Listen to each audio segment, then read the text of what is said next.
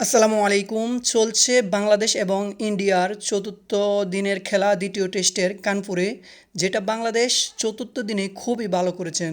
সাকিব আল হাসান এবং মেহেদী মেহরাজ যে দুর্দান্ত পারফর্ম করলেন, বোলিং যেভাবে হাত ঘুরালেন সাকিব আল হাসান, তার হয়তো এটাই শেষ টেস্ট।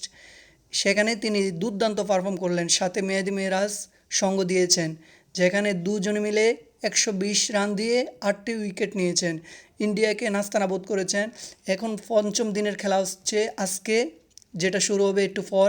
দেখা যাক বাংলাদেশ কি নতুন ইতিহাস গড়তে পারে নাকি টেস্টটা ড্র হয়।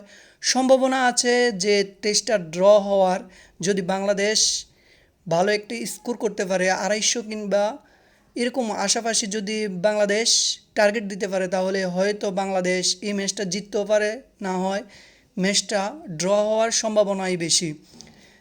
সাকিব আল হাসানের হয়তো এটাই শেষ টেস্ট, দেশের মাটিতে হয়তো খেলা হবে কি না হবে এখন পর্যন্ত কোনো সিদ্ধান্ত এখনও বিসিবি দিতে পারে নাই। তাই সাকিব আল হাসান আলাদাভাবে এই টেস্টে নজর কেড়েছেন সবার।